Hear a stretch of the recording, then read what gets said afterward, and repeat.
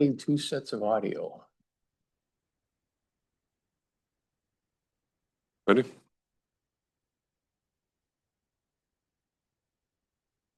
Yes. Okay. It's 9 o'clock. Called meeting in order. Please rise for the pledge. Pledge allegiance to the flag of the United States of America, and to the republic for which it stands, one nation, under God, indivisible, with liberty and justice for all.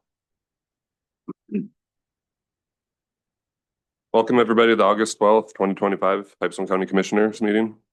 Agenda has been provided. Are there any additions or corrections to the agenda as presented? Mr. Chairman, just do have two minor ones here at, Charlotte's, this, our new assessor to everyone here. She is here. And at 10:10 a.m., if you would please add Kyle Evans for Fairgrounds Drainage Project. So right after Bill's, IT Director's subscription information for you. That's all I have, Mr. Chairman. Okay, thank you. Mr. Chair, with those adjustments, I'll move the agenda. I'll second. Motion second to approve the agenda. Is there any further discussion? If not, all in favor signify by saying aye. Aye. Opposed, same sign. Motion carries. Next up, we have the approval of the consent agenda, which includes the meeting minutes of 7/22/25, the auditor's warrants of 7/25/81/88, the commissioner's warrants in the amount of $381,140.94, hospital warrants of $610,000, $644.87, hospital offline warrants in the amount of $491,826.15, and the treasurer's July report. Mr. Chair, I'd move for approval. I'll support that. Motion second to approve the consent agenda. Is there any further discussion or any? Okay. If not, all in favor signify by saying aye. Aye. Opposed, same sign. Motion carries. Okay, first order of business, we have Nick Bergman, County Engineer. Mr. Chairman, could we please do the introduction? Oh. of Genius? Yes, sorry.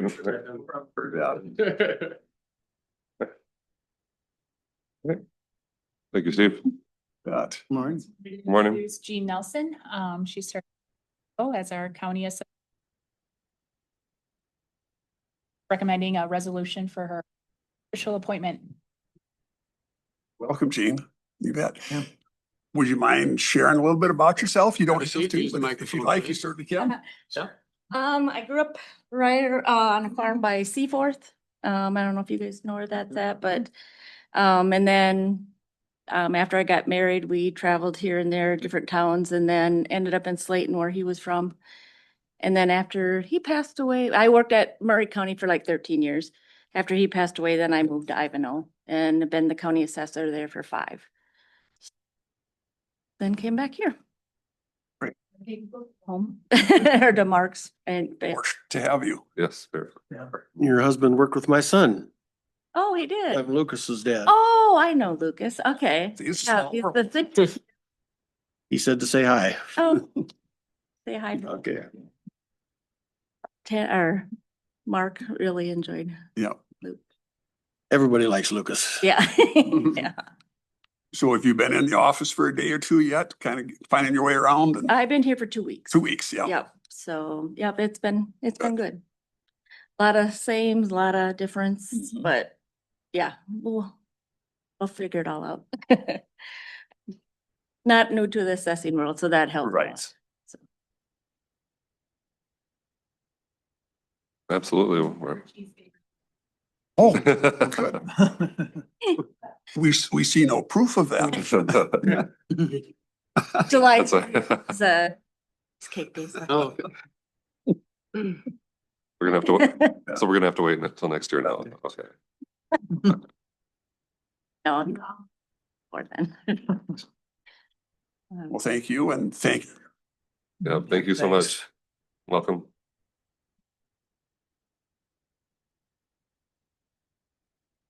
All right.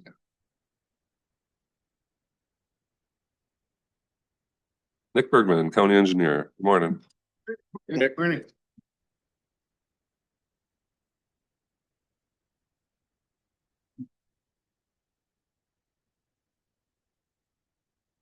Hey. First up for me would be some project updates. The first update I have is for our federal overlay project on County Road 18. And paving was completed yesterday.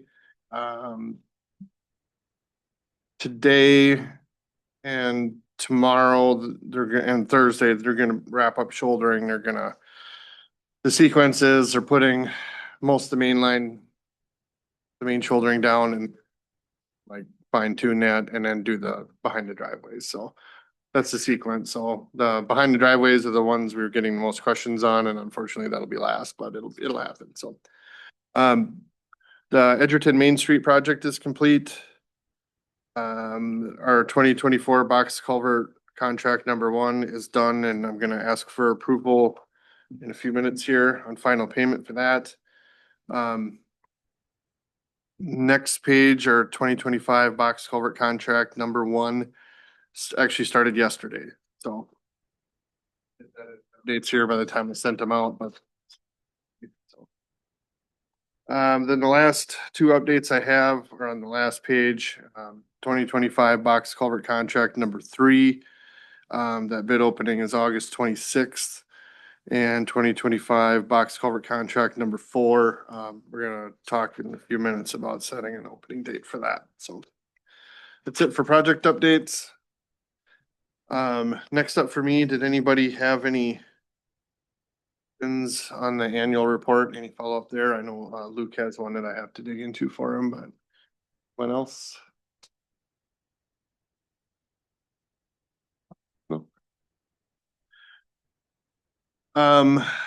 So next up for me would be a request to set a bid opening date for the 4th box culvert project of 2025. I included a map here.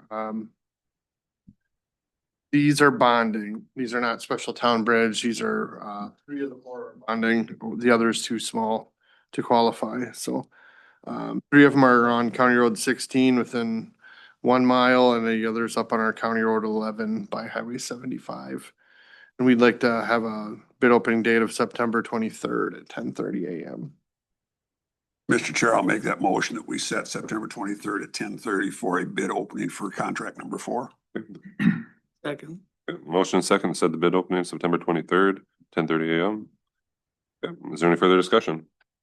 Done yet this fall, weather permitting? I doubt it. It could, I shouldn't say no, but it could, but I doubt it. So. Is there any further discussion? Not all in favor signify by saying aye. Aye. Opposed, same sign. Motion carries. Those actually that funding came through with that last little bit of bonding that the state did. We happened to be shelf ready, so we. Thank you, Nick. Next item I have would be a request to approve the final payment for the 2024 box culvert contract number 1. Those 3 were kind of in the north part of the county. It's with A&C Contracting.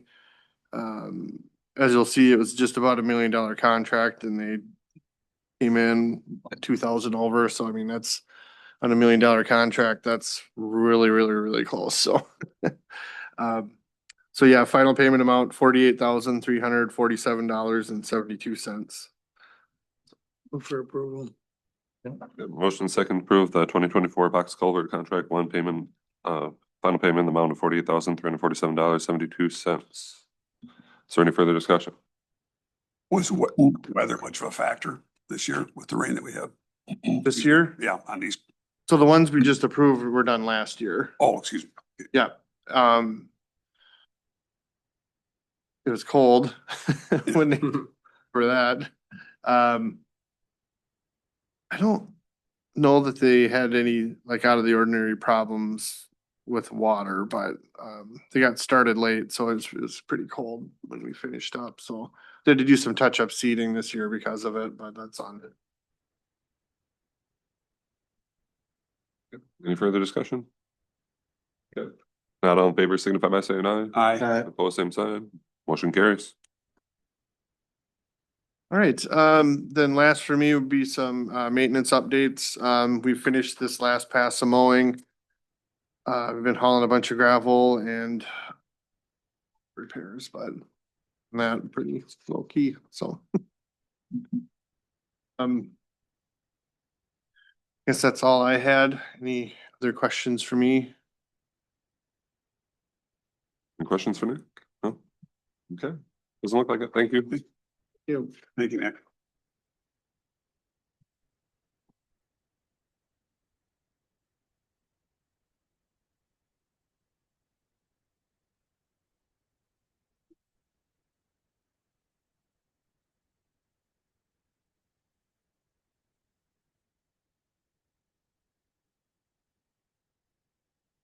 Oh, thanks. Next up, we have HR Director Charlotte Seeger. Morning. Number of things this morning. We'll start off with the request to approve the resolution 5922-2025, approving the appointment of Jean Nelson. Make that a motion. And I will second. A motion second to approve resolution 5922-25 for the appointment of G Nelson, County Assessor. Is there any further discussion? Mr. Chairman, if I may, just as a point of clarification, this is a second resolution for this. The first one had her start date in July. So Okay. this is a corrected new resolution. Thank you, Steve. Any further discussion? Not all in favor signify by saying aye. Aye. Opposed, same sign. Motion carries. Next up, requesting the authorization to move forward with MetLife as the private plan carrier for the Minnesota paid family medical leave coverage. We've had presentations with Peter Brown from Integrity Benefits presenting to you, as well as with our insurance committee. And it is with their blessing to move forward with MetLife as our carrier. So it's my request, approve us proceeding with MetLife as Pipestone County's PMFL carrier. This will allow the county to complete the necessary plan documents and submit the private plan application to the state. Did the union approve? The insurance committee approved with MetLife. Yeah, but you were gonna send it back with the people that are. So the unions are still reviewing short-term disability, Okay. whether or not we're gonna continue to offer that benefit next year. After Along that- with this. Yep. Yep, that's still with the unions for discussion. Hoping within the next couple weeks we'll come to a agreement on that. Okay. Mr. Chair, I'll move that we approve the contract with MetLife. Thank you. Is there a second? I'll second it. Motion second to provide supplemental insurance coverage with MetLife effective January 1st, 2026. Is there any further discussion? Charlotte, I understand that MetLife also, one of their conditions was also picked up a couple of our other benefits we offer. That's So I correct. was a little bit concerned with that at first, but I understand from discussions that actually it's going to be more economical than what we had been paying before for it. So it's actually going to be a positive for us. It is, yep. Yes, good. And administratively, it'll, Streamline. especially for our employees, from a claims perspective, when they are submitting claims, it'll be a one platform go-to place where they'll submit their claim, whether it's accident, critical illness, hospital, which I'll get to here. But those claims will coincide with this that they are enrolled in, including the PFML. And this doesn't take effect until, January 1st. is there contact person then obviously for the transition that you're working with on this? Are they in the area or it's going to be virtually that you work with her or that person? I know Integrity Benefits will take the brunt of that point of contact, but yes, we are anticipated to have our own single point of contact with the carrier themselves. But with Integrity, they have been incredible working with carriers and facilitating that relationship when any issues arise. So Nice to hear. I don't foresee any complications with that.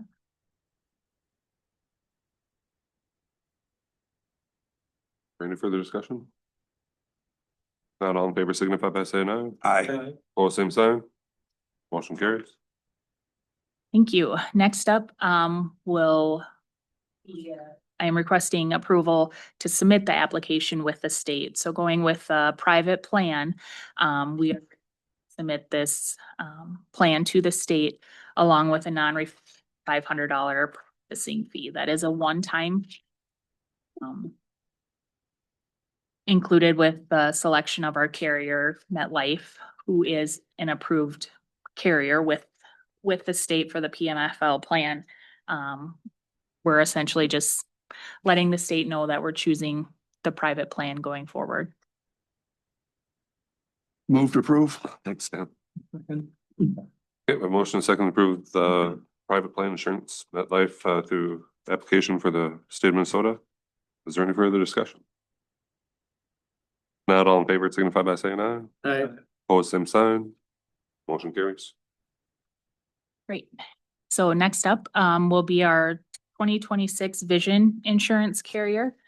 Like Dan alluded to, MetLife, did ask that we move to ancillary benefits over to them as well to guarantee that 2-rate guarantee, with the PMFL.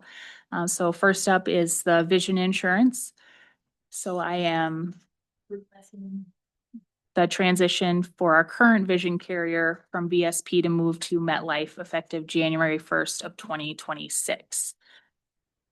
This does include a slight increase in premiums for +1 coverage with spouse, children, and family coverage. Employee only coverage does decrease a little bit, but with just one purchase of glasses, lenses, contacts, frames, their employees will be more than making up for that additional in premium by the increased benefits that MetLife has to offer. I'll make that motion to approve vision coverage. Yep. I'll second. Motion second approve the transition from county vision insurance carrier from VSP to MetLife effective January 1st, 2026. Is there any further discussion? This vision coverage is optional. Yes. Any further discussion? Not all in favor signify by saying aye. Aye. All same sign. Motion carries. Last one.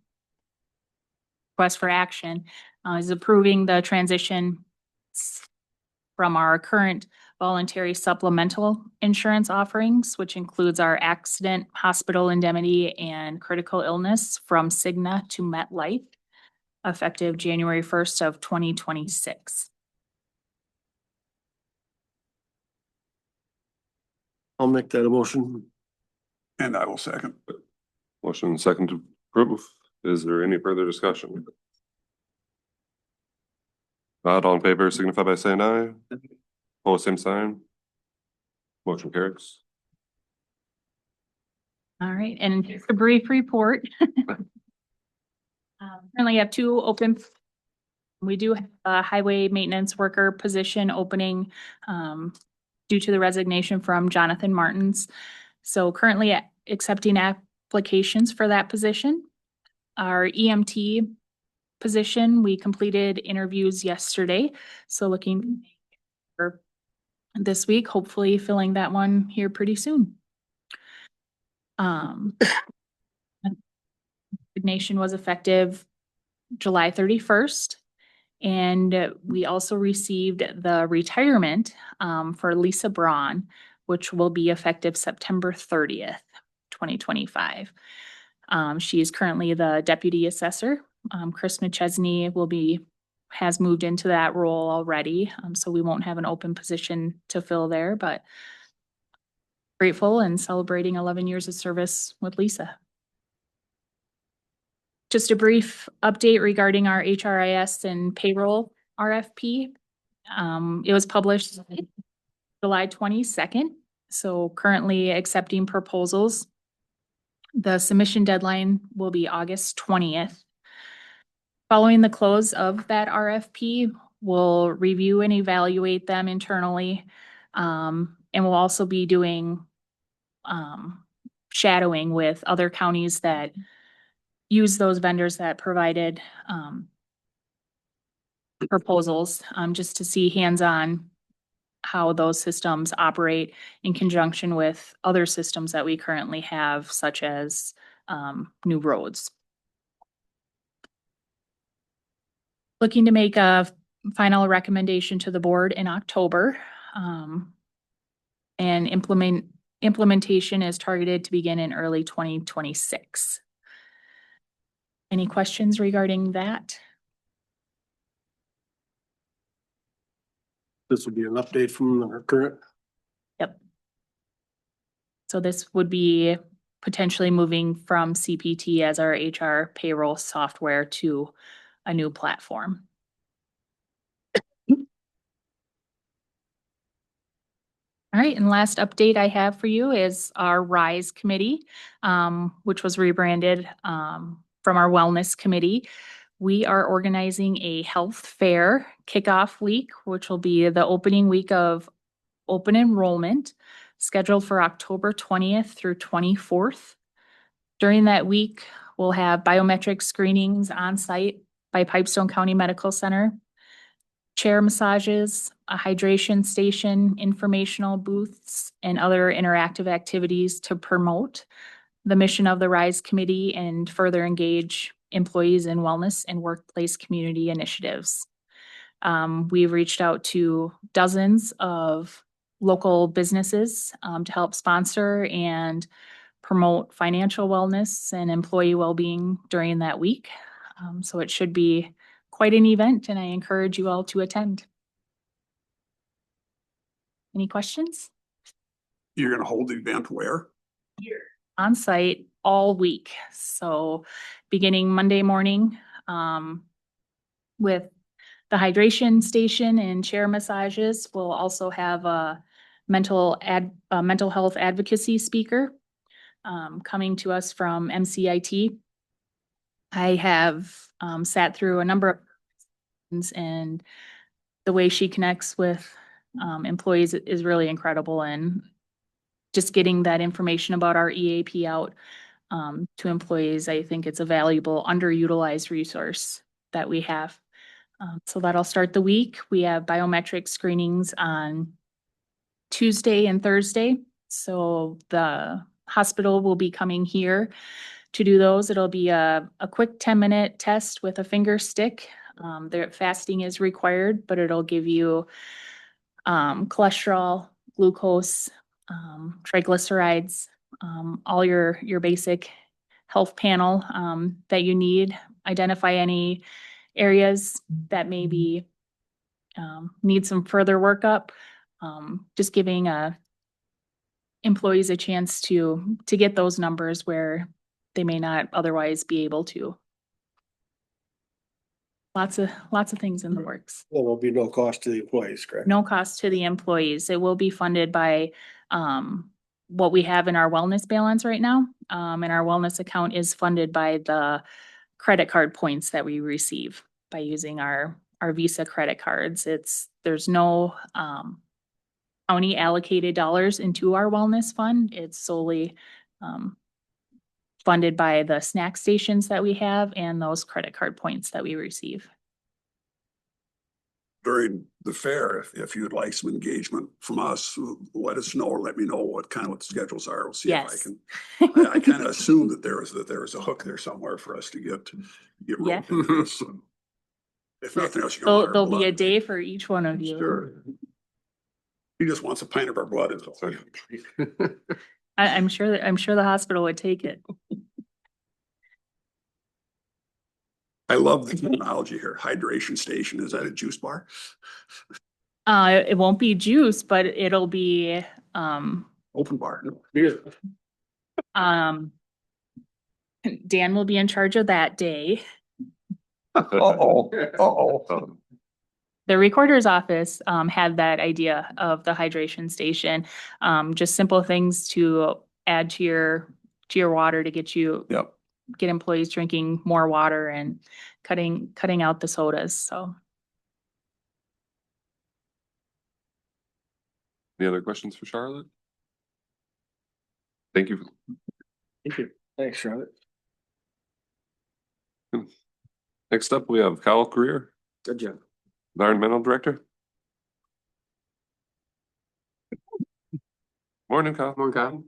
Comment on hydration stations. I don't know if you've noticed out in our building when we took out that old drinking fountain and Bill had found that.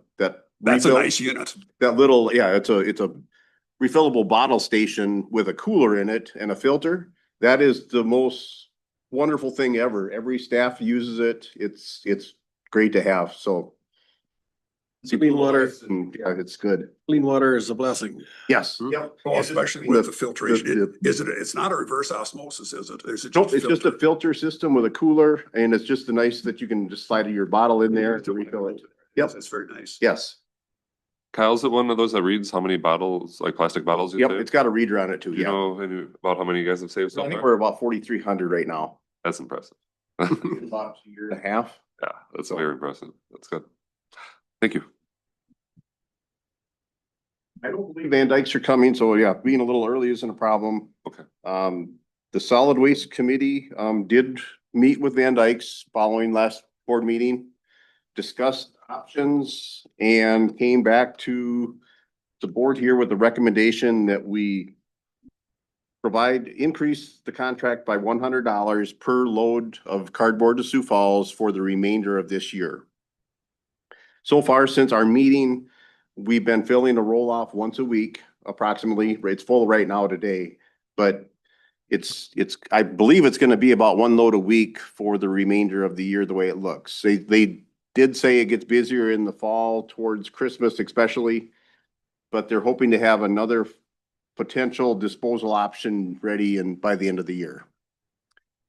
So we may be coming back later with another recommendation, but for now, that's what the recommendation from the board was. And Dan, Luke, if you've got anything.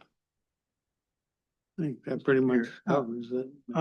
I just had a question. I think we probably talked about this in the past. Is there any option to pack those into bales or compress that so it's not such a, Yep. you get way more on a load, I guess. Yeah, and that's what the committee really discussed. We asked if there was a, option to put it in dumpsters, put it in a garbage truck, pack it.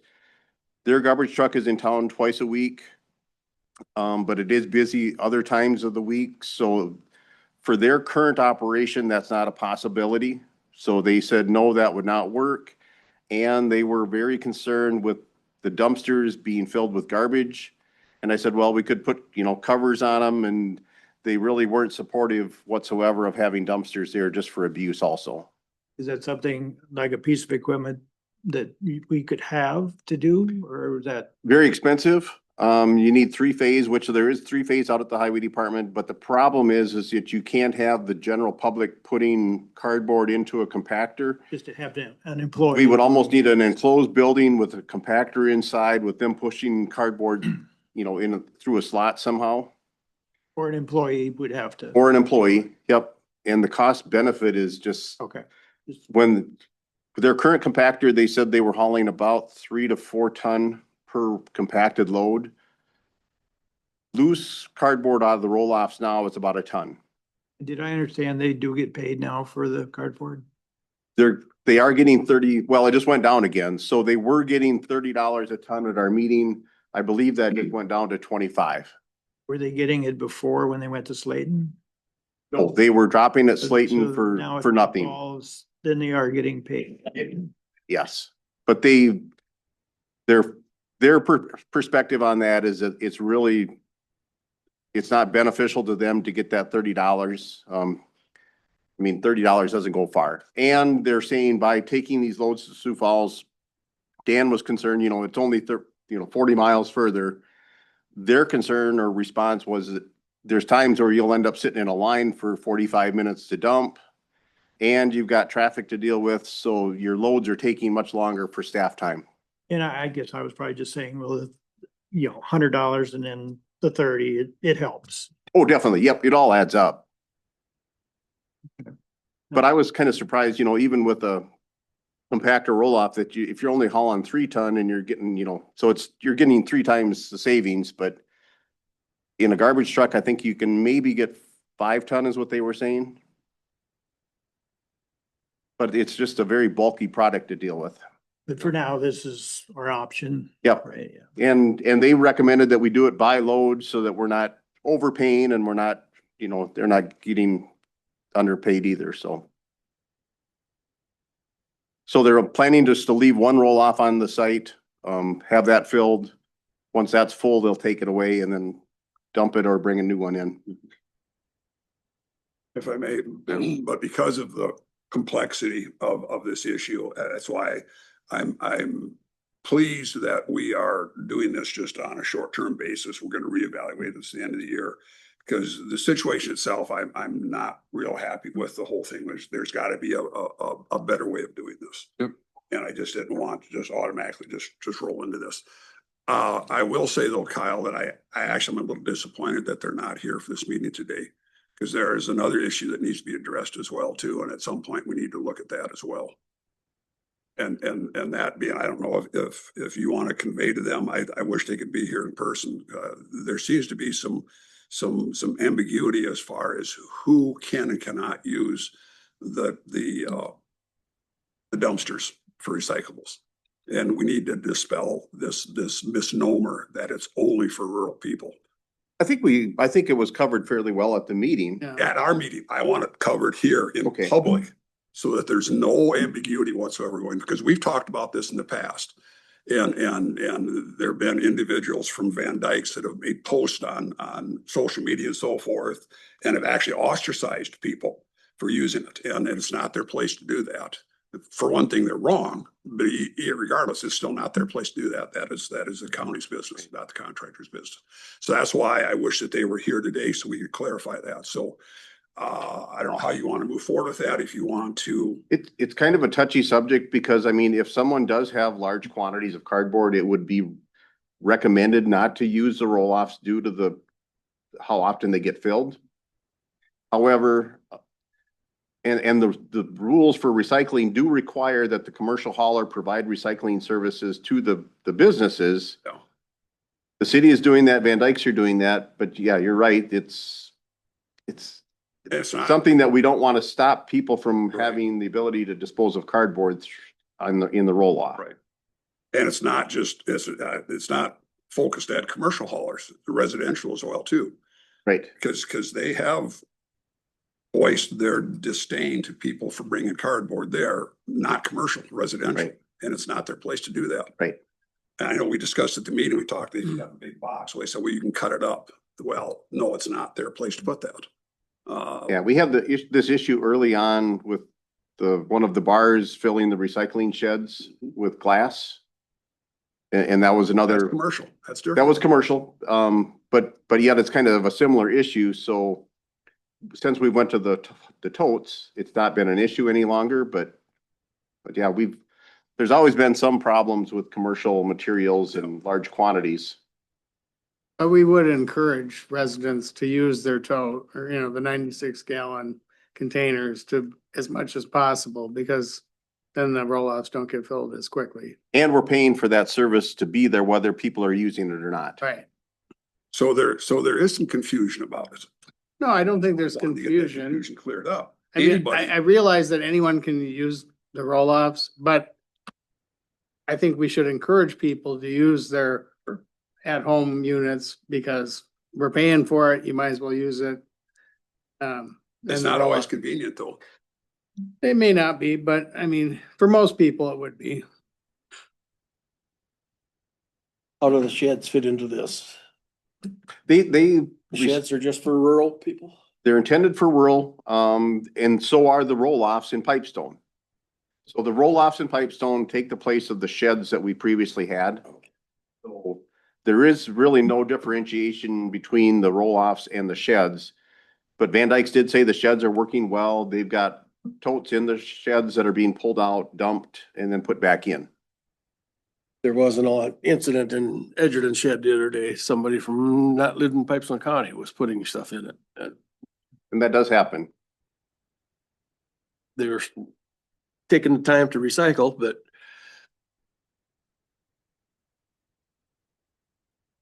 Question. See, Kyle, earlier you said something about they leave one roll off. There's more than one roll. The county owns three. The intent is to fill one completely full so that they're hauling about a ton. How are they doing? I mean, are they all gonna be there though? They're not. So There's we're only gonna one have there? one on site. Right now, if you look at if you were there on Sunday, it was full. Yeah. You can cram a little bit more in there. They left it yesterday. Right now, I don't think you could probably even cram any more in. So there may be some complaints on I that. was just say, even when there's two or three there, whatever, isn't there three altogether? There's three. Okay, even when there's that many there, sometimes it's hard to find room to put it in. So if there's only one there, that's gonna fill quick. Right, and it's been making it a week, It has been. Yeah. Okay. but it is full. There is some cardboard on the ground right now. So it does need to be dumped today for sure.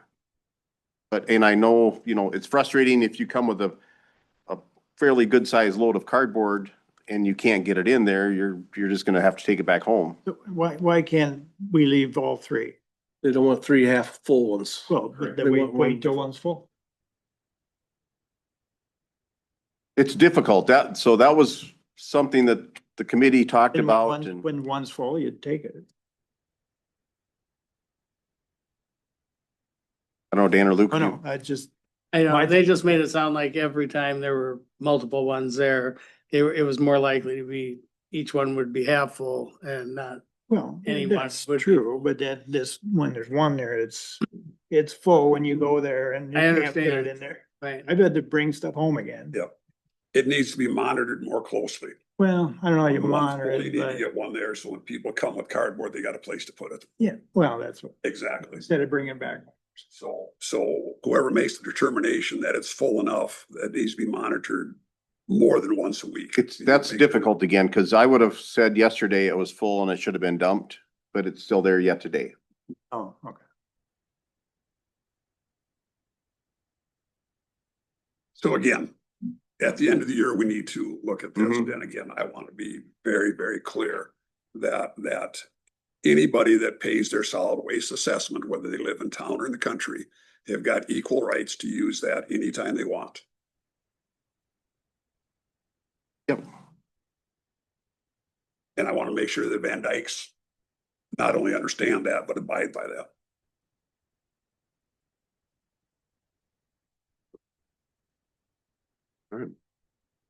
Back to the order of business here. Is there a motion to approve the amendment to the recycling contract? Doug? I'd second. A motion second, approve, paying Van Dyke an additional $100 per roll off, retroactive July 1st and paying through December 31st of this year. Is there any further discussion? I think Dan had mentioned too, I think a lot of this just came up quick. It came up quick on Van Dykes too with Murray County shutting down and, Yep. so we're all having to react quickly, them and us included. It's not ideal situation, but we're just gonna have to deal with it through the end of the year. Right, any other discussion?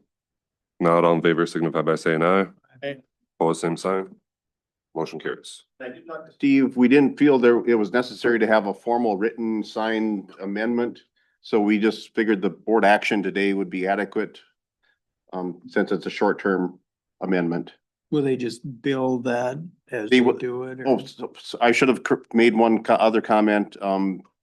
The recommendation from the committee was this retroactive to July 1. I believe that was in my, It said that. It's on there. Yep. It's in there. And they were gonna provide the receipts from Yeah. the Yep. loads that they the. will be billing for July in the August bill. Thank you, Kyle. Okay, the next item is the Manette Crans Dam inspection report. Get this annually from Area 2. And just looking for board approval of the inspection report. Move for approval. I'll second. We have a motion second to approve the minute Krantz Dam inspection report. Is there any further discussion? couple of comments.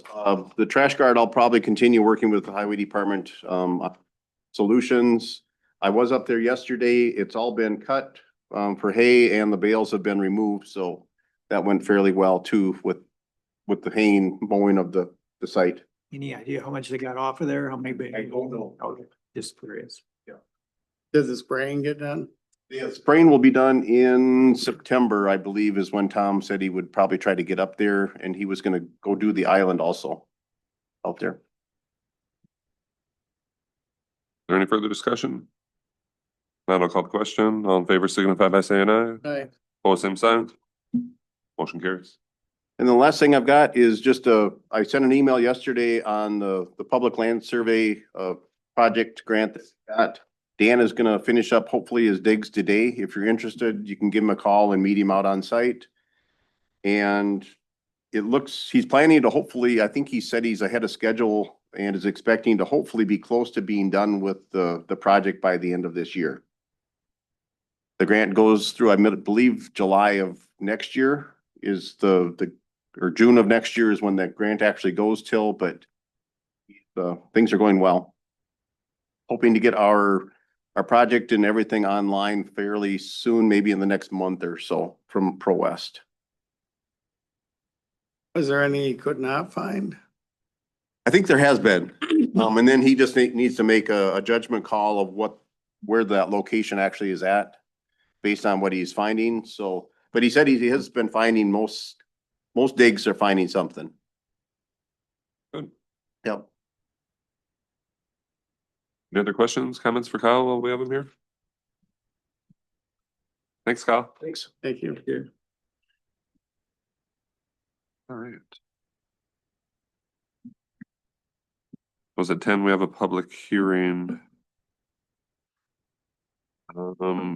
Is Bill or anybody else, Kyle, ready that we can move up, you know? Okay, I'll grab Bill.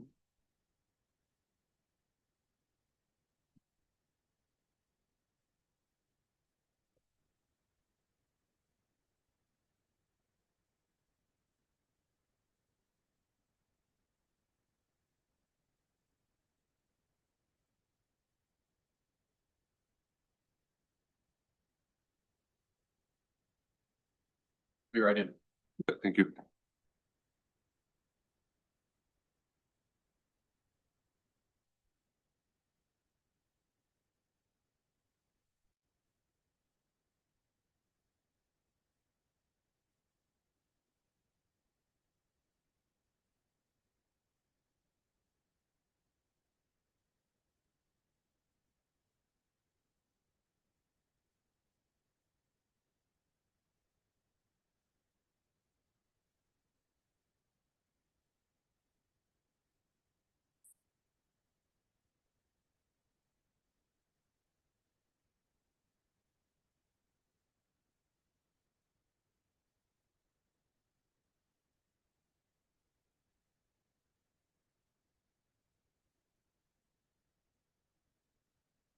Bill, if you're ready, we're ready for you.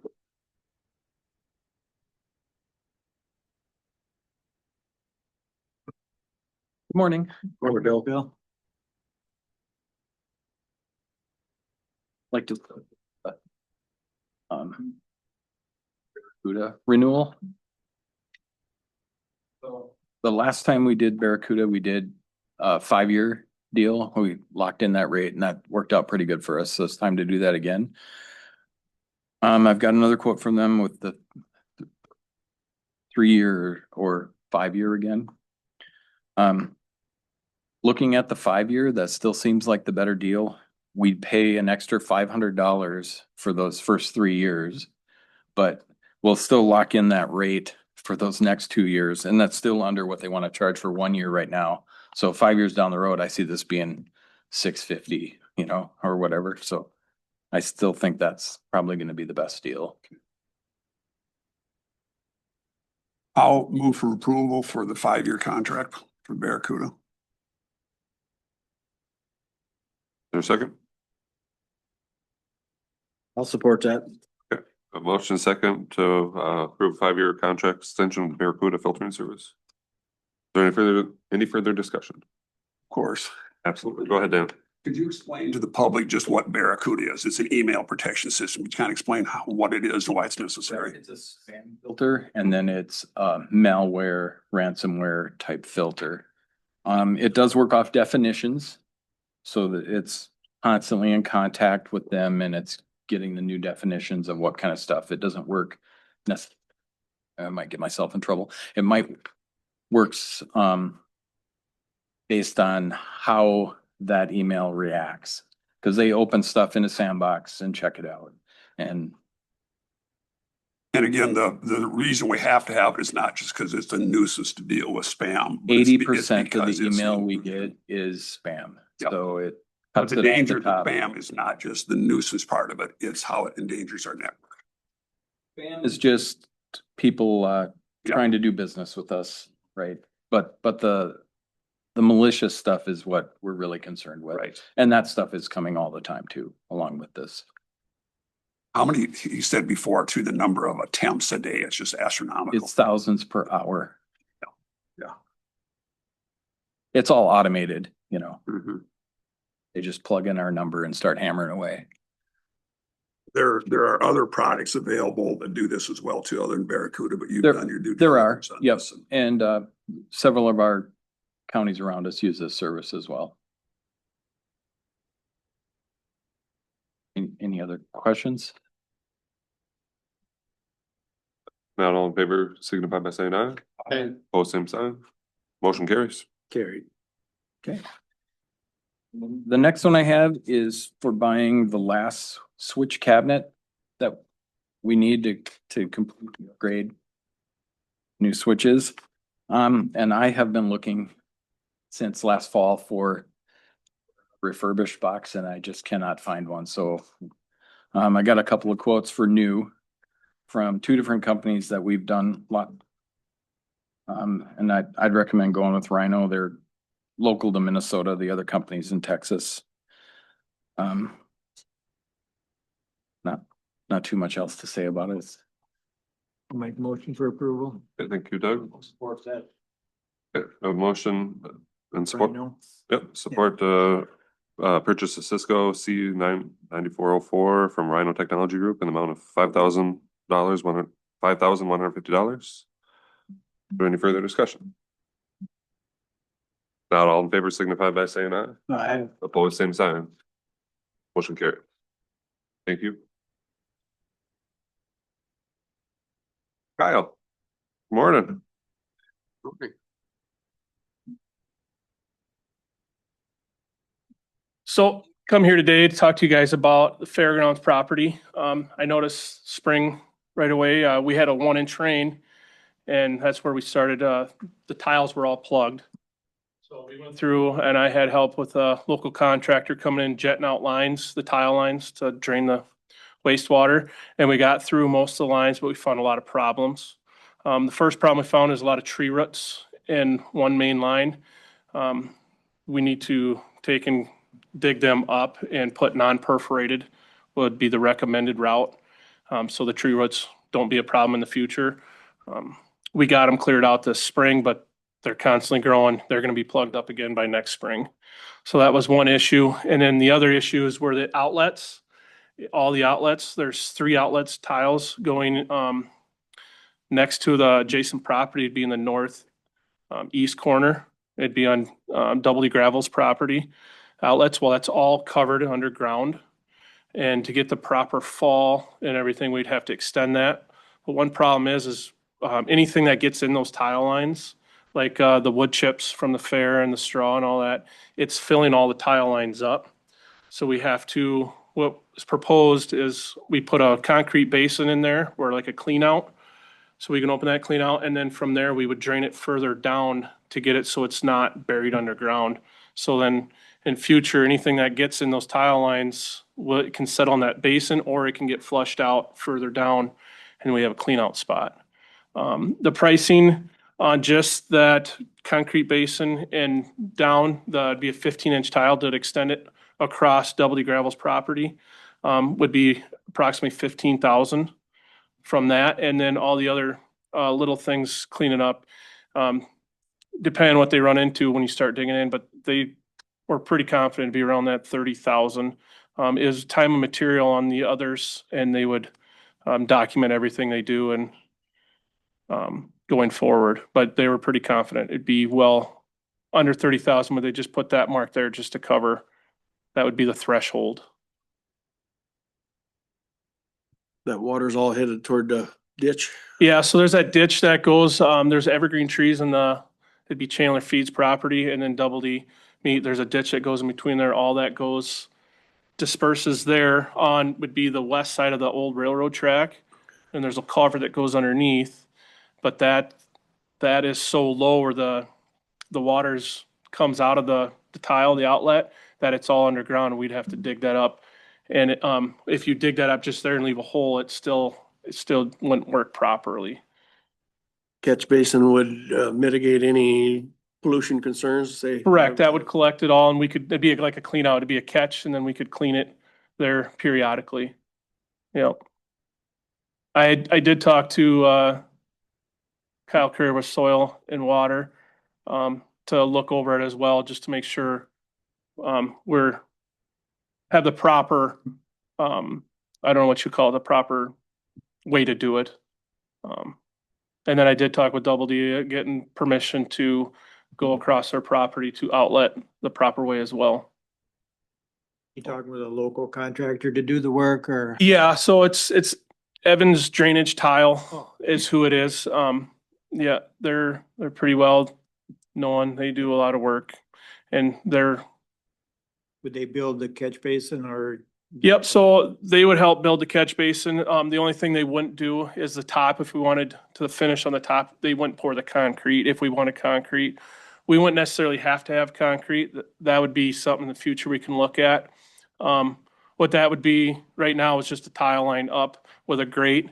And if we want to do the concrete, so you could drive I over. was thinking you were talking a concrete catch basin. The catch, there'll be concrete on the bottom. They'll put a concrete like plate, and then that pipe will sit down and the tile will come into that. But on the top, that's not included in that price, just the finish. Would riprap work for that on top? I'm not for sure. I don't know. The hard part is it'd be nice to clean out. So to have a clean out. That Really clean it then without riprap. So then one other thing involved in this, would be where they have the sandbox next to the show arena. There is a low spot there all the time. And that is also, we're gonna put a catch basin there. But with that one also, we're gonna put concrete in the bottom for a clean out. And then, that would be just a plastic tile line brought up, not being able to drive over. We could make it drive over a bowl, in the future, but right now we wouldn't do that just to keep costs down. Just on the grass, isn't it? It'd be in the grass right out in front of that. They built that shelter cover over. It'd be right in front of that. And then this would be big enough to where if we had to add additional tile for any future projects or anything, any other future needs, we could tie into that basin. It'd be big enough to catch other stuff. You have any fairgrounds funding for? I do not. I did talk to the fair board president, and they do not have funding right now for that. So, but this is, in the future, we will have problems this spring, with the roots and the clean out. So the one tile line that is a problem right now is the one that, is in front of the cattle barns, between the cattle barn and the show barn. There's a catch basin there that's full of water. And that we know, we can't get down there to see it, but we know that's what's plugged. We're pretty confident we can get that cleaned out once we get the dispersal fixed, then we can get that cleaned out. But right now it's plugged and drained slow. I'm happy that we're being proactive about it and gonna address it and so forth going forward. I wonder if Doug, you and I and Kyle as committee, if we should maybe touch base on some of the improvements out there. I know you mentioned some other things too that could be worked out. Yeah, for sure. So, Good, yeah. Should maybe touch base. Yeah, sounds good. Is this something we don't need to take action on today, or are you guys gonna? I don't. The thing I have them just doing a little bit right now to try to help this fall. But with them being there, if we have them come back, it will cost more in the future. But you're saying the committee could look at it and then maybe recommend something? Is that Right. Yeah. Back in 2 weeks or? would But we don't need to slow this up either. If you. Well, I personally would like them to fix what we're gonna fix now. What they're doing is putting, so it'd be a 15-inch line going out to like that wetland area. It would make its way out there. It would come up to that first catch basin. It'd be on Doubledy's property. And that would allow the ditch water along, be the east side of the property, how that ditch goes in between Doubledy's and the fairgrounds. It would allow that water to come in, as well as from the north end, that ditch would come in there. That would be a 15-inch line taking all that. Then from that catch basin, there's 10-inch line that goes in between the show arena and cattle barn. That's the one that's plugged.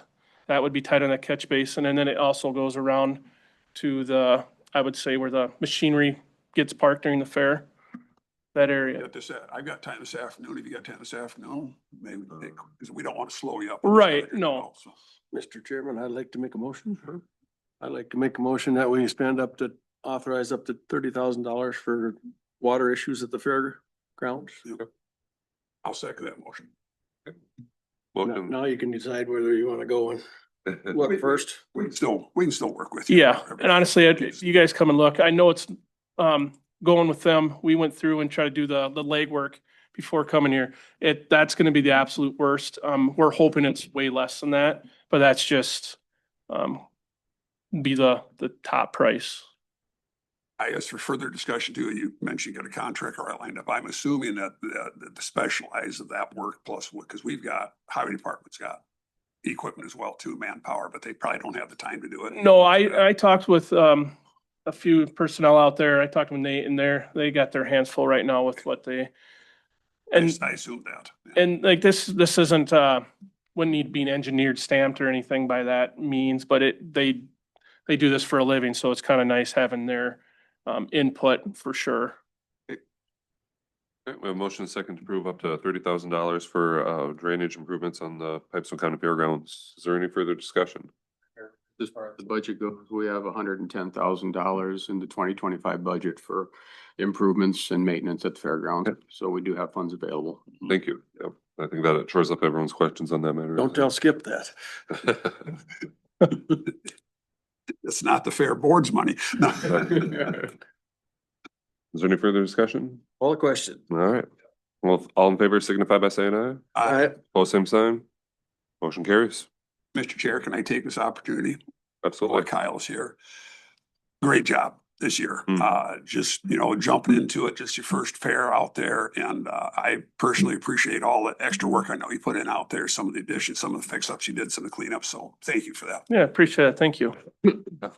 I heard several compliments to up and down from all ends of the fairgrounds too. That's good to hear. Yeah, thank you. It's a good job and it's I take pride in making things look nice and just continuing to improve. So that goes a long way. Thank you. Promote us this year, so thank you. Do you guys still want to go through and just If walk you through got this? time, we can take a look. It's up to you. I mean, Yeah. no, I trust you on it. It's not that. Yeah, It right. just- But it'd be nice for you guys to kind of, Oh, I'd yeah. fill you in and No, we walk can through. Stop by it. And last week and it will help. Yeah. It does. a Oh, lot. no, I get what he's saying. Yeah. Yeah. Just kind of see where he's talking about and Yeah. the lay of the land and how the drainage works and it's. I'm familiar. I mean, I've been out there. No, I can at one, but Yeah. I'm familiar with it. I'm Okay. okay. I can still run through with you quick. It'd take a minute. Actually, I'm gonna be out there anyway, getting stuff loaded up. Okay, just give me a call when you're out there and I'll meet you out. I'll do that. I'll be at the Kiwanis stand anyway, so. Okay, sounds good. All right, thank you. All right, thanks. guys. Yep.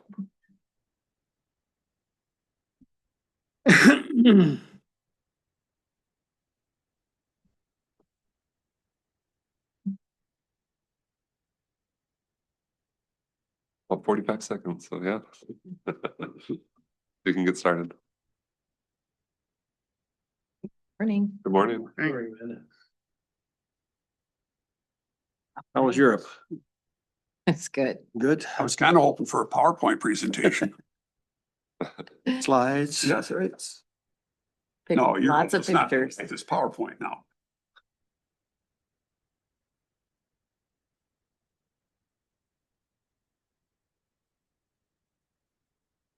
it's 10 o'clock. We have Auditor Treasurer Amanda Sandy here for a public hearing, new home tax abatement for Richard Whipple. Is there a motion to open the public hearing? So moved, Mr. Chair. Second. Motion second to open the public hearing. Is there any further discussion? Not all in favor signify by saying aye. Aye. Opposed, same sign. Motion carries. Amanda? Yes, so we have received, Public is here. yeah, Yes. uh, someone on behalf of the applicant here to discuss the, application, but yeah, we've got an application for Richard G. Whipple. They are gonna be building a new home on a current parcel. There is a existing home, but this is not replacing that home. It is in a different location. The estimated, annual abatement amount based on the value as of now and the rates as of this year is $1,614 annually. And yeah, otherwise, everything, the assessors have gone and done their drive-bys and checking and nothing has been started as far as the home. So yeah. Did you want to come up and have any comment? Rick, you gotta come up and tell us about the project. Oh. Okay. Good answer. Well, if you won't come up, I'll still thank you just the same. Yeah. Rick is doing the legwork for his folks on this. So thank you for that, Rick, and also thank your folks for their investment. It's gonna be a nice place. I'll make a motion for the tax abatement. Talk about a public hearing first. Oh, I'm sorry. Oh, Yep, no real problem. quick, real quick. Is there any other comments? Oh, we have the public hearing open. Any other comments? I move to close the public hearing. I'll support that. Motion second to close public hearing. Is there any further discussion? If not, all in favor signify by saying aye. Aye. Opposed, same sign. Motion carries. Well, you can do it. You were ready. I'll make the motion. Okay, yeah. I'll support it. Okay. Right, we have motion second to approve the tax statement for Rich Whipple property. Is there any further discussion? Not all in favor signify by saying aye. Aye. Opposed, same sign. Motion carries. Thank you.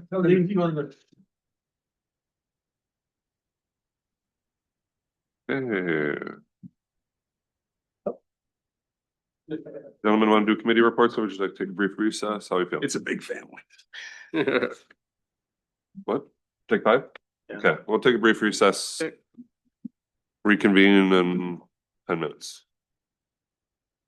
Does let us. Okay.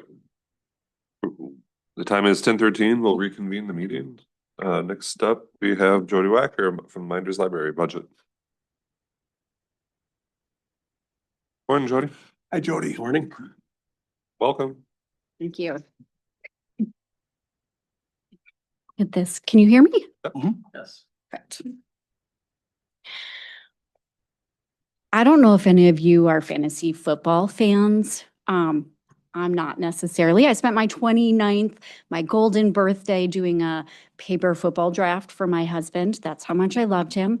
Last night, our family had a fantasy football draft, and instead of letting ESPN auto draft for me, I chose to do it myself, probably a mistake. This morning, ESPN sent me this fantastic email that said, my team got a C on its report card. Better library director than I am a football drafter. So come here today. Proof will be at the end of the year. The proof will be. I'm not hopeful. So last year, for my budget request, I provided you with the library resume, complete with the tasks and goals that we thought we would accomplish.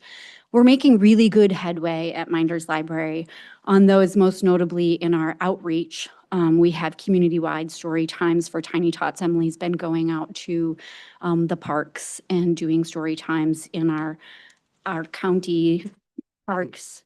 And we have really reached out to our seniors. We do reading to them monthly, and we also have like a craft event that we do with them together.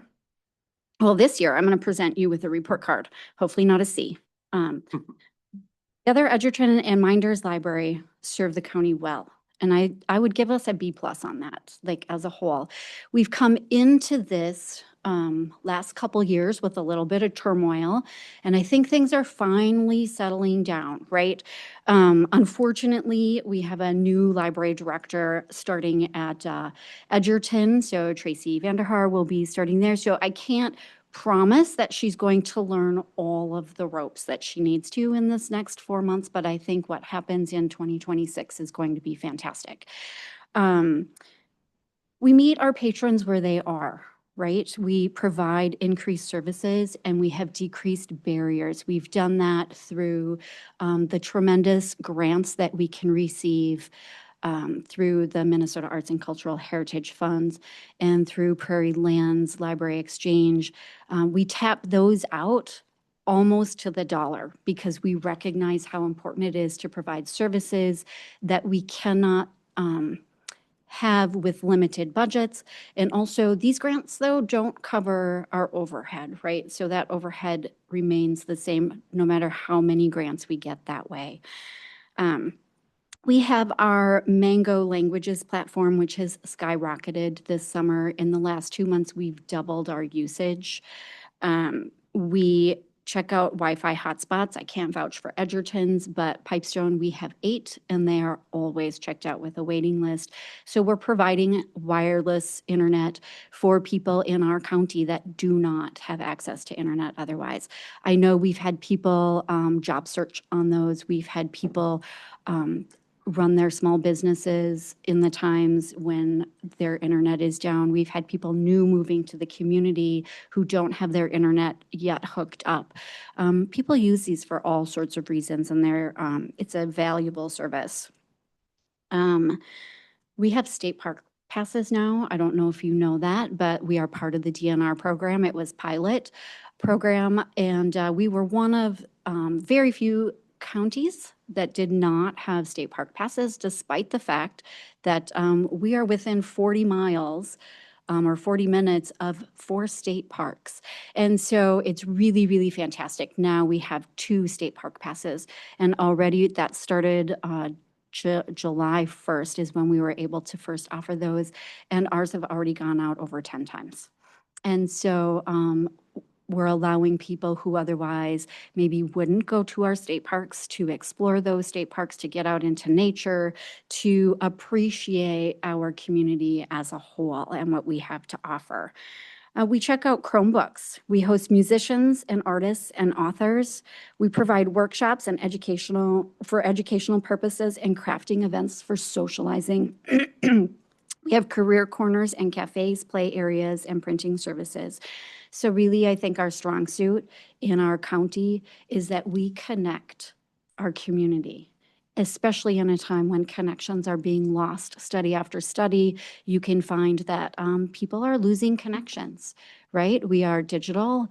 We are no longer face-to-face, but we're giving people a reason to come and to meet. At Minders Library last week, we hosted a drawing. Unfortunately for you, I didn't bring my artwork, or maybe it's fortunate. It was not great. I ended up with a 3-fingered hand and a 6-fingered hand, so not really very good at it. But we had people come from 4 towns, 2 states besides Minnesota, who came over to take an art class that they otherwise would not be able to access. And so we're really trying to meet our patrons where they're at. So we can't keep going up and up and up, which we have done. We are always ready. Edgerton and Pipestone are always ready to meet that next challenge, to find the next step. In our library, we sit back and we say, okay, we've got a new space. We are settled. Now what, right? Now what? I have some really great ideas. Some of those things can be partially funded by grants and other opportunities, and some of those things can't be. Some of those things will have to come out of our budgets. One of those that I would really love to tackle is when we talk about connecting people as a memory cafe. And I think it's a fairly minimal cost. but I think the benefit to our community would be tremendous. And so we have these big plans and we can't reach those big plans and we can't get that A+ on our report card if we don't have the funds.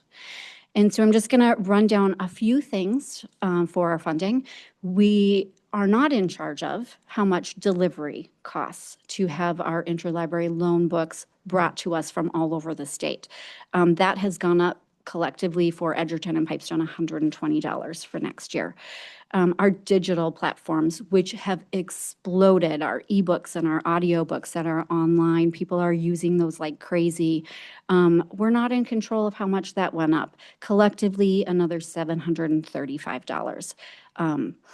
Our large print, which is a huge portion of our collection, has, and Minders Library spends $300 a month just on large print books alone to accommodate our patrons that need bigger words. That's going to be me here. So,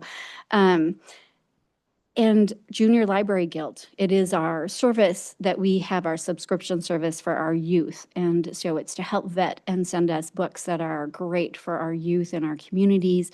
I don't know if you realize that finding books, reading the reviews on them, reading some of the books, purchasing them, getting them sent, then we have to process them, catalog them. It takes so much time of library staff. And so we do use these services, our large print and our Junior Library Guild, to kind of help send us some of those collections so we don't have to spend so much time doing that. So just those simple things that we don't have control over increase our costs in Pipestone County of $1,755. Doesn't seem like a lot, but it doesn't include gas, electricity, salaries, basic office supplies, or programming fees, right? So that's just a small fraction of things that we can't control the cost of. So while both Pipestone County libraries utilize the generous grants, I already talked about that from our opportunities, we can't use those grants to cover increases like that. So that's why I'm here today, is to let you know the great things that we're doing for our community and our county, and to ask you for roughly 3% increase. It's about $2,500 is what I'm asking for an increase for Pipestone County library support for next year. And if my football team performs the way ESPN thinks it will, Minders Library will host its second annual Super Bowl, SOUPER, Super Bowl potluck and board game social. It was a huge hit, and that will bring our libraries just one step closer to that A+. So, do you have any questions? Any questions or comments for Jody? Can you tell me more about the Memory Cafe that you mentioned? What is that exactly? Yes, so a memory cafe is a place carved out just for, an hour of time. So it can really be in any building that is appropriate, that has the feeling and the space for connection. And so the library would be perfect for it. So it is a space that provides caregivers and patients who are experiencing memory loss for whatever reason, whether that is Alzheimer's or dementia, other sorts of memory loss issues. So it's a place for the caregivers and the people to come together, the individuals to come together in a space that's safe, to socialize, to not be judged. You have food, because food is the great connector with people, and some activities that continue to help patrons or patients utilize their memory, their dexterity, and to still be part of a community. Because what we do, what is easy and what is necessary for a lot of families who are working and who don't have the means, is caregivers are just caregivers, and that strains the relationship. But when you can go to a place and socialize and be together and recognize each other's strengths and the joys that you have as people, it really is very helpful. So that's what a memory cafe is. Thanks. Yeah. We recognize also that we have an aging community more and more all the time, so it really highlights the importance of that. As we all know, there's a lot of challenges with funding from the federal level. We down a lot of programs that are necessary that we're gonna have to step up to help continue to fund as well too, whether it be Health and Human Services, Opportunity Council, library, they're all very important. And the necessity, especially trying to again fill that gap, that people, these are needed services. We talk about technology and we all take it for granted anymore now, but not everybody has that access to it. So I applaud what you're doing there. And not only are you doing it, but you're doing a great job of it as well. We're trying. I was gonna say, every time I walk in the library too, I can't believe all the new things that we see. Just some of the notes I was writing down is like the propagated plants that you have up front for people to take home and stuff. I think that's a fantastic idea. The video rentals, the craft room. Every time I go, like I said, with my kids, we find something new there. I see from Monica Kennedy's art class from my high school that you've been collecting ceiling tiles too. And if you want, I still have mine from her class if you would want. For your Love collection. that. And then also just for you, Jody, your personal advocacy, your letters to the editor and everything that you do, how much you really reach out. I can't thank you enough for what you do. Thank you. The picnic a couple weekends ago, terrific turnout. That was Great fantastic. success. It was. And it just, you know, we tried just to keep reaching a broader and broader base. So things like that help. Thank you. I noticed something, I don't know why I never saw it before. The mural, again, the wonderful mural that just appeared from behind the sheetrock. I didn't realize that the artist took a little bit of license with that. We don't have mountains behind Minimus Wall. You know, artistic license I'd happens. never seen those. I was looking at it, it says, what are those mountains doing there? Well, at least the deer didn't have 4 fingers. Mountains sometimes dance. Perspective, right? How low you are, I suppose. I missed the dollar amount that you were asking for. So $2,500. Just a little over, a smidge over 3%. Joe, do you know what Edgerton's doing? What are they looking for funding? No, and that is for actually, I reached out to Thane and, Thane informed me that, his last day was, 2 days after I had reached out to him. And so I, talked with Elizabeth. This is kind of what we decided to roll with, just to see again, right? We continue to have these transitions and hopefully 2026 will give us a better snapshot across the board of what all of our libraries are doing in the future. So yeah, to be divided between that 40-60. Yeah.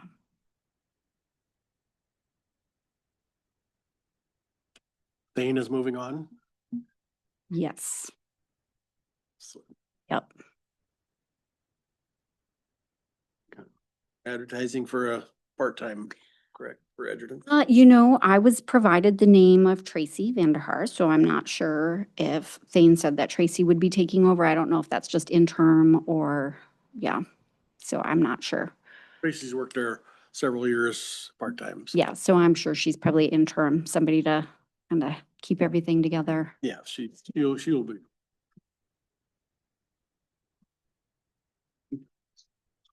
Yeah, I drove by the other day and saw that on that tree that drives you nuts. No, he's terrible. I mean, he sat at our concert that we had that day. He sat up in the tree and well, first of all, the night before, he chewed one of the cords. Sat in that tree and like chitter chattered the whole time. Like he was just like, I don't know if he approved of the music or not. He was very vocal. You want me to bring a gun or some corn? That's legal. Both? Not sanction that if you can't do it, but yes. Bring up some corn instead. Any other questions or comments for Jody while we have her here? Should I consider 3% for Edgerton as well? Yes. I'm Yep. sure they'd be happy with that. Yep. It's 2 separate allocations, goes through you and you fund your share to them. It's so the county provides a total and that's split 40-60. Yep. Right.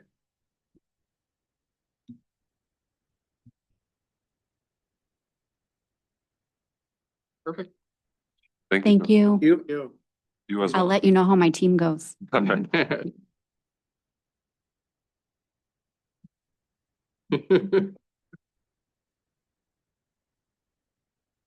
think that concludes all of our regular business. So other business, we'll move on to committee reports. Any volunteers? Oop. On the tenth, had Soil and Water District. On the 14th, Plan Ops and one watershed, one plan for the Redwood River. We approved the final draft plan, sent it to Bowser for public comment and approval. On the 15th, I attended Beth Wilm's retirement. On the 16th, AMC webinar on SNAP impacts to counties. On the 21st, at the Solid Waste Committee met. On the 22nd, Hospital Board. On the 23rd, I went on the AMC Solid Waste Tour in the cities, and we toured Waste Management's facility in Demcon and the Prairie Island Anaerobic Digester. All of the various facilities were pretty amazing, you know, as far as the scale compared to what we're used to seeing around here. And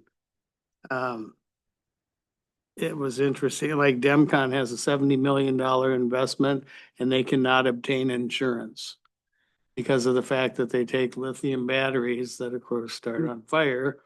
They have a fire approximately monthly or a couple times a month.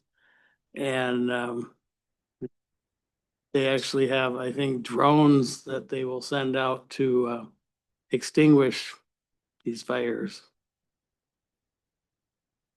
The anaerobic digester was pretty cool. You know, they're basically mixing wood waste and food scraps in some form of a recipe, and then they let it sit in bunkers where has to be at 130 degrees for a week or more. And it does that all by itself just because it's Decomposes. piled up. And so you see these steaming piles of stuff in these bunkers, and then they'll, you know, rotate it after a week, let it do it again. And then even though it's good to go at that point, they still want to further refine it. So they'll windrow it in like a field next to the bunkers and let it sit another month and a half to get the wood things to break down more. And then they sell mulch, the end product. And apparently they're able to, it's owned by the tribe that has Mystic Lake, and but apparently they are able to run it as a profitable operation. Oh, You know, but there again, it's a $20 to $30 million investment. On the 24th at Prime Health, 25th, we had the Solid Waste Committee met again and worked out the Van Dyke deal that we approved earlier. On the 28th, the Regional Solid Waste meeting, the MPCA permitting staff did not show, but supposedly are planning to come in September. We'll see if they show then, but still waiting to get some feedback there. On the 29th, the Insurance Committee met, and of course, we worked or approved those recommendations earlier today. On the 31st and the 1st, attended the MHA conference and also the MHA Trustee Council. On the 7th, Area 2 and RCRCA met. Courtney Williams is going to start August 18th for the watershed plans, and she'll be housed with the RCRCA and Area 2 staff. And then they have this ongoing projects that they're working on. And Friday, the 8th, the ditch committee met and basically approved the same levy as they have had the last year. Seem to be going well there. So I have. thanks. So. July 7th, Southwest Health and Human Services. I was on the interview committee for the new director. We interviewed two finalists at that time. And then fast forward to our meeting on the 16th, the full board approved Stacy Tim as our new director. July 8th, just a regular board meeting, July 30, 31, and August 1st, went to the Minnesota Hospital Association Conference at Breezy Point. And that's my month. Next Doug. I'll go next. The first, Luke and I had a PCMC nurse union negotiation update. The 8th, I was here for the county board meeting. 10th, SRDC annual meeting at the Hiawatha Lodge. I did go on the bus tour. We did stop at Edgerton Bakery. We also stopped at the trailhead at Woodstock for the Casey Jones Trail. Showcase that. Checked out the Tyler High School to show how the safe routes to school actually put sidewalks in Tyler. I didn't realize Tyler didn't have sidewalks before. So that was a part of that big project too, which is kind of neat. And then lastly, went to the Bolt Grocery in Lake Benton, who also was the recipient for the whatever person of the year or whatever business of the year from SRDC. So it's pretty neat operation that they got going on there too. Basically, when the owner bought that company, COVID hit within 10 days. So he really had to navigate a lot of different things to the point where the city actually has given him a variance where he has his living quarters within the footprint of that grocery store and all the buildings and stuff too. So he's a former police chief. So they feel pretty safe having him there watching the business. So, but that was a good meeting or whatnot. On the 14th, had a law enforcement liaison meeting Dan and I were part of, and Steve. On the 21st, CPT executive meeting. We had to cancel our CPT regular meeting due to flooding up in Morris. Have not been able to reschedule as of yet, later this month maybe. And then on the 22nd, at the county board meeting, PCMC board, and that finishes out July for me. Okay, July 8th, regular meeting here. July 9th, we had Plum Creek meeting. Talked about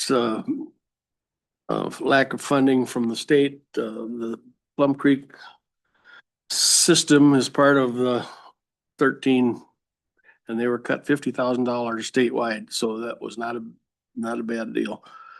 They think they could live with that. We also went through the bylaws. Once every 10 years, we're supposed to go through the bylaws, and that's what the executive committee is doing now. 22nd, regular meeting, hospital board meeting. 23rd, UCAP. Did the bus come? We're supposed to come the next day. So I assume it's here. 28th is Rural Minnesota Energy Board. At the end of the meeting, I'm an alternate, so I usually just Zoom that one. And they asked if anybody had any questions, and so I raised my hand. I asked about windmills that are not operating, what the commissioner's responsibility is in that position. And the PUC guy got right up front, and he got a little excited. Told him about the one that's west of Chandler that was struck by lightning a year and a half ago, and that was still up. And by Friday, it was down. So wow, interesting. It's down now. I also brought up the one by Trosser and by Hatfield. Hatfield, yeah. That didn't get that prompt of service, so. The difficulty there, and of course, it's in our ordinance. We wrote the ordinance when we started that, you know, if they're not gonna be used, they have to come down. Well, they can easily say, well, we're gonna reuse that, even though the cell is awful, we're gonna reuse that. Well, it's been that way for how many years now? 3, 4 at least. More than that. It's, yeah. So. Anyway, they got one taken care of. Too bad it was in Murray County, but. 29th was an insurance meeting, and 30th through August 2nd was a fair. Tried to be active at the fair. I was there every day, took tickets, called bingo, all good stuff. At some point in time, we have to look at the blue building.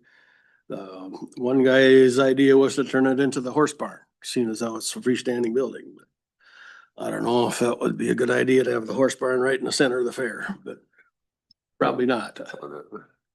But that was his idea. But the whole horse barn needs work as well too. Yeah. Yes, it does. Yeah. Yep. So that was my month. Thank you, Dallas. Dan? Mine started on the second, then had a facilities meeting for this RCCIP, the child I've been working on. And you guys may have seen in the paper, they're looking for incubator units for childcare. And we did a tour of a couple sites here in town that we thought might be applicable. And the architect who was hired by the Southwest Initiative Foundation, they paid for the architect to come down and look at some of these different ones. Well, we did find one. It's a start for us, and we made an offer on it, and then it's been purchased by the EDA. It's that Wisconsin Synod Church just straight east of Hank's grocery store. There had been a Hispanic church in there. They'd moved to another facility, so that building was vacant. Got that bought, so now we're in the process of getting a fence in the backyard there, egress window, and a few other things in it. So the concept is, and there are already 3 daycare providers that are interested in that building. So that's the whole idea, is to have a facility and then to help promote or develop providers. Of course, it's limited by the number of square foot and the number of children they can have in these facilities. So there's a start anyway. So I think probably we're hoping by the first of the year to have that up and running. So You know how many they can have there? I think that one's 12, I believe, by the square footage. And that's after they put because they have to put an egress window in the basement in order to do that. So At different ages, Dan, or what age group or anything?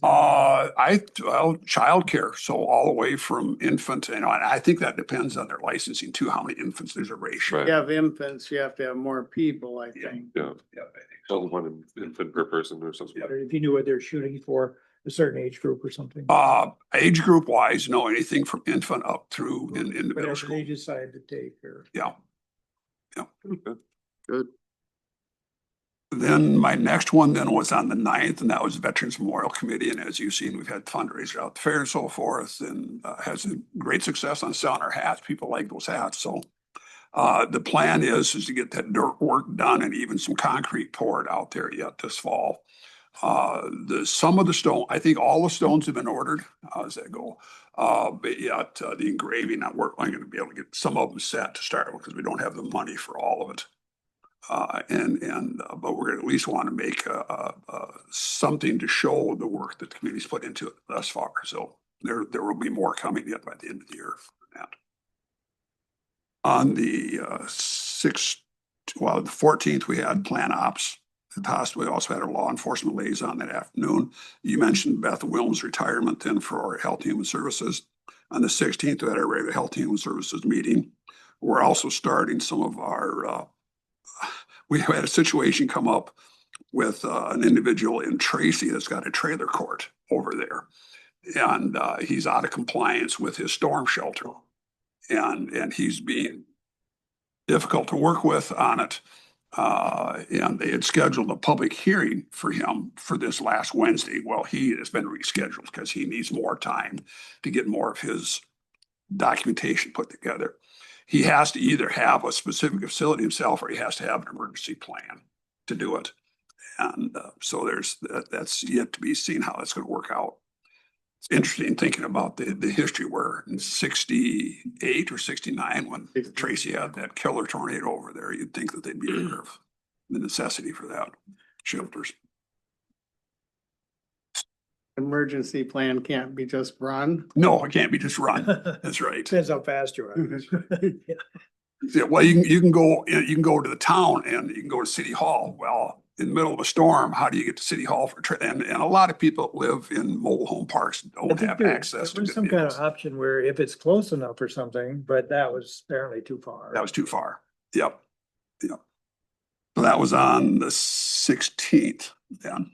The 21st, we had our solid waste meeting we talked about. And then also that afternoon or that evening, I had my SMOC meeting in Worthington. It's our annual meeting. Had the employees come as well too and had a good presentation. So again, with our new director, Darcy Getke, she's been a director in August. It's been a year and a half, I think, something like that. She's really done a great job for us turning it around. One of the interesting things too, we talked about libraries. Nobles County is in the process of remodeling their library. I may not have mentioned this before. So they've actually the library has leased space from SMOC because the SMOC building had a big vacant back room. So that's their temporary home now as they're doing the remodeling. on the 25th, then I jumped to the 21st. We had, yeah, the 21st was my SMOC meeting. Yep. And then on the 23rd, the reason I wasn't at the transit meeting, Dallas, we were working with the Kiwanis with the teddy bear picnic out at Moore Park. So I think we had 80 kids out there. Good turnout for that all the time. Then on the 1st, we had again another solid waste meeting with Van Dykes. The 16th, then we had that open house at the library that I participated in. 28th was Rural Minnesota Energy Board. One of the things that we did at the Energy Board is there's been some discussion about state setback requirements for wind towers. You know, at one point they wanted a mile setback from any tower. That wasn't going to work. So we did agree to write a letter of support. Now, instead of going 3 times the diameter of the rotor blades, now I think it's 1.5 the height of the tower. I think it's the new requirement that's being proposed. There'll be some public hearings coming up on that. And then the last one then would have been on the 31st, our ACE, our funding challenges there is too. If you guys recall, when we joined ACE 5 years ago, we came in at a cost basis. So we're actually paying actual cost, which is quite a bit more than a per capita charge on that. And that was because we weren't part of the grant process. So now this next year, we are eligible to be part of the grant process. And now we don't know what the status of the grant is. But Michelle, our director, has put together a spreadsheet trying to be equitable. Both us and Lincoln County are on a cost basis. So for both of us, our cost is actually going to go down quite substantially. But some of the other member counties, their per capita rate is going up. So there's been a lot of discussion how we're going to do that. And again, with our employees, we lost our funding from the federal funding that came through AmeriCorps for seniors. And so trying to make up that deficit and still stay viable. So they talk about cutting back hours. Well, you can't cut the hours back too far because then your employees aren't eligible for benefits. And it's hard enough to keep good employees as it is. So trying to come up with a solution. So Michelle had sent a tentative budget to us. So Steve, you got some of those budget numbers. Yeah, it's looking like about $25,000. Last year we were pay as you go was like 74. Yep. So it's going to it's dropped significantly. Yeah. For us. And again, the benefit that we get from that, even the amount, you know, the work that Jill does, if we had her as our own county employee, it would cost us more than what it is through the ACE group. Again, because of the federal funding that we get for it. So yet more to learn on that. We're going to meet again and finalize those numbers. But one of the counties in particular is really getting cold feet about it, and it'd be a shame to lose them. They should see from our past history when we pulled out years ago and saw the benefit of coming back into it. So they do a great job for us. Where is that in our budget? Page 97. Yeah.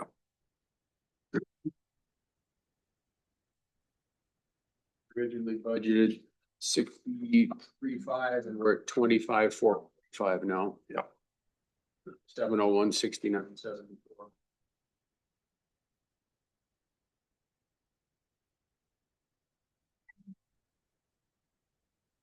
And that concludes my month. Chris.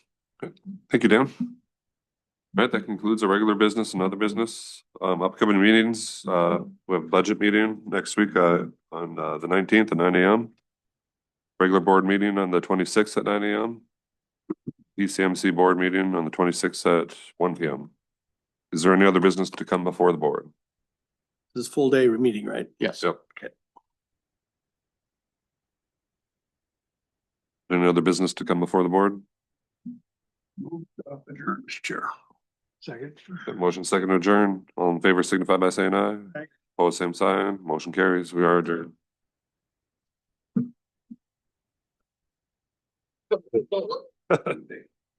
Oh, that's right.